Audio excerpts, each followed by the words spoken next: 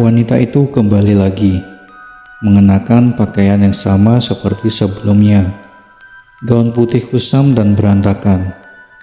Rambutnya tak tertata, serta tatapan matanya yang tak ramah dan bibir yang selalu rapat. Tidak ada senyuman, bahkan sekecil apapun. Masih seperti kemarin, kehadiran wanita itu selalu membuat Badui terjaga dari tidurnya dengan rasa takut yang memenuhi dirinya. Setiap kali ia bangun dengan tubuh berkeringat, seakan mengalami ketakutan yang sangat besar. Seperti halnya malam itu, seisi rumah Badui terjaga oleh teriakannya. "Ada apa, Pak? Kenapa?" tanya istri Badui dengan antusias. Namun Badui tak langsung menjawab, seolah-olah ia sedang mencari-cari seseorang di dalam kamar itu. Matanya menyisir setiap sudut ruangan. Namun tak seorang pun kecuali istri dan kedua anaknya yang masih kecil yang ada di sana. "Tadi ada di situ," ujarnya sambil menunjuk ke sebuah sudut ruangan di balik lemari. Mendengar itu, Inah, istri Badui segera bangkit dari tempat tidurnya dan bergerak menuju tempat yang ditunjuk oleh suaminya itu. Dengan cermat, dia memeriksa sekitar lemari. "Tidak ada apa-apa di sini, Pak," ujarnya dengan sedikit putus asa. "Emang apa yang tadi ada di sana? Apa yang kamu lihat, Kang?" tanya Inah lagi, mendekati suaminya yang masih dalam keadaan ketakutan. Badui terlihat menghela nafas panjang. Sebenarnya ia ingin sekali menjelaskan semuanya, tapi rasanya sangat sulit untuk memulainya. Padahal yang ingin ia katakan hanya satu nama, Yanti. Ya, anak tirinya. Badui masih takut pada Inah, khawatir bahwa rahasianya yang tersembunyi selama ini akan terungkap. Itulah sebabnya dia lebih suka diam, meskipun diamnya tak pernah membawa solusi pada masalah. Ketegangan itu selalu mengganggu pikirannya, bahkan membuatnya sulit tidur dengan nyaman. "Kasihan Yanti, gadis cantik itu harus mengakhiri hidupnya," ujar salah satu pemuda desa. "Tapi itu semua salahku," timpal seorang lagi. "Apakah kematiannya ada kaitan denganmu, Man?" "Iya, karena aku tidak segera melamarnya. Hehehe, sialan kamu." Yanti sungguh kasihan, gadis cantik itu harus meninggal dengan cara yang tidak wajar. Bahkan 7 hari setelah kematiannya, warga di desa tempat tinggalnya masih sering membicarakannya.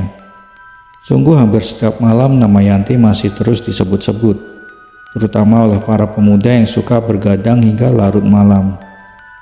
Entah itu di warung-warung atau di gardu.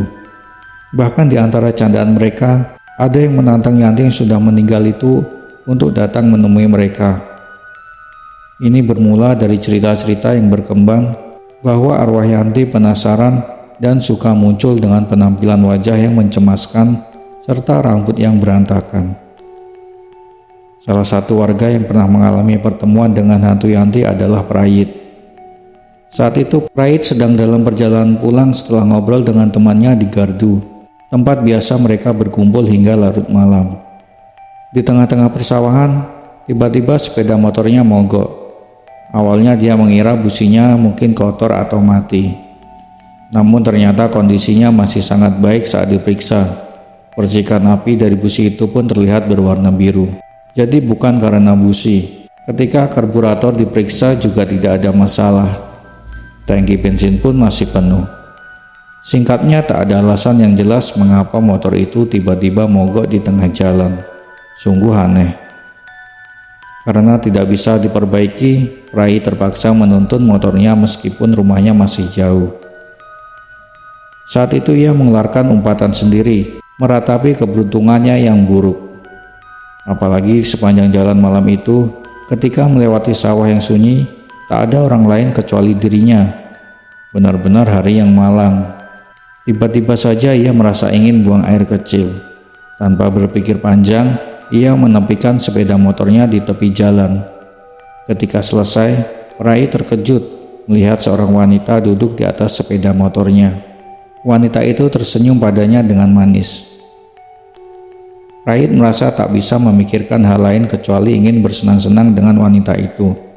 Ia tak ingin menunggu lama siapa dan dari mana wanita cantik yang tiba-tiba muncul di atas sepeda motornya.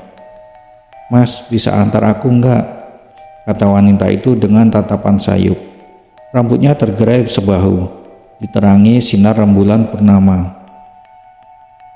"Tadi saya naik ojek, tapi tiba-tiba mogok di tengah jalan dan saya ditinggalkan begitu saja oleh pengojeknya." Keluh perempuan itu membuat Prahit merasa kasihan. "Tapi motorku juga mogok," jujur Prahit. "Masa sih?" Prahit berusaha membuktikannya bahwa dia tidak berbohong.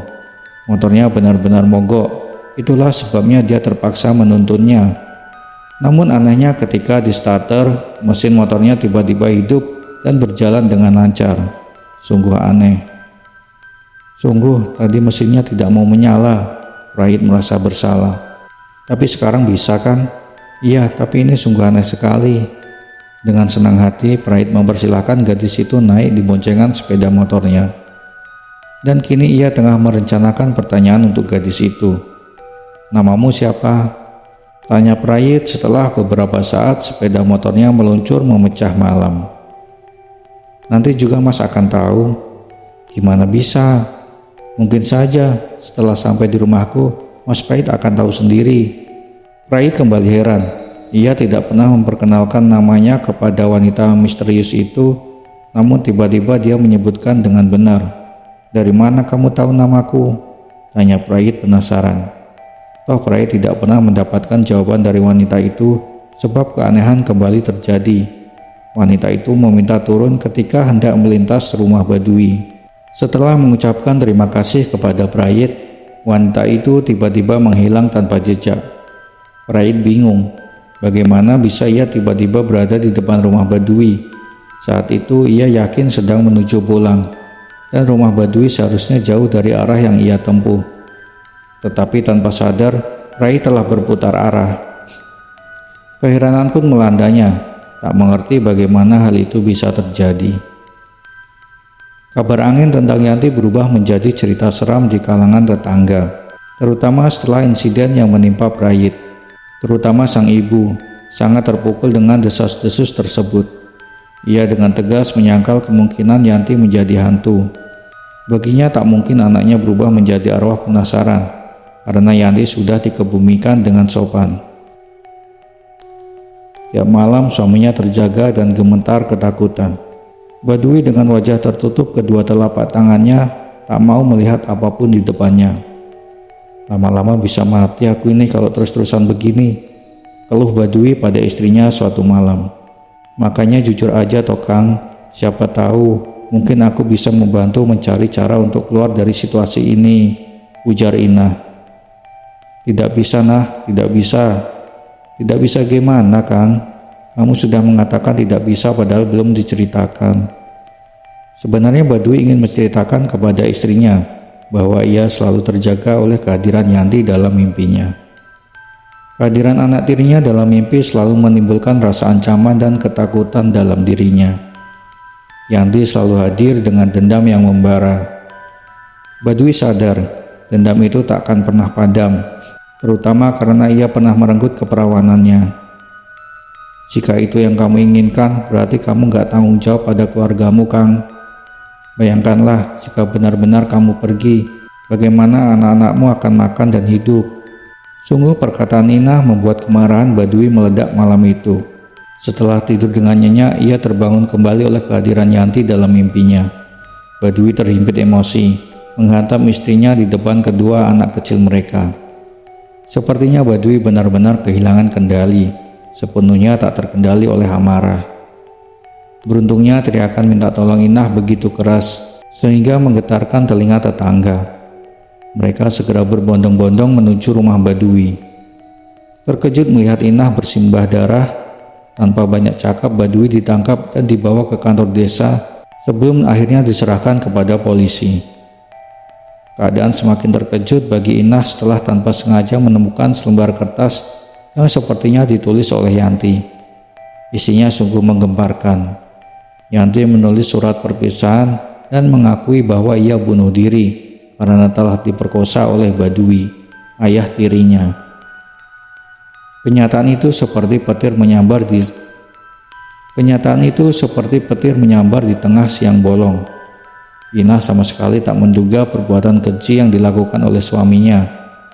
Ia tak bisa memahami mengapa hal semacam itu bisa terjadi dan harus menimpa keluarganya. Tangisan tak terbendung keluar dari Inah. Kedua anaknya yang masih kecil saling bertatapan, bingung melihat ibu mereka menangis begitu hebat. Bahkan akhirnya mereka pun ikut menangis bersama, tanpa mengerti apa yang meski ditangiskan.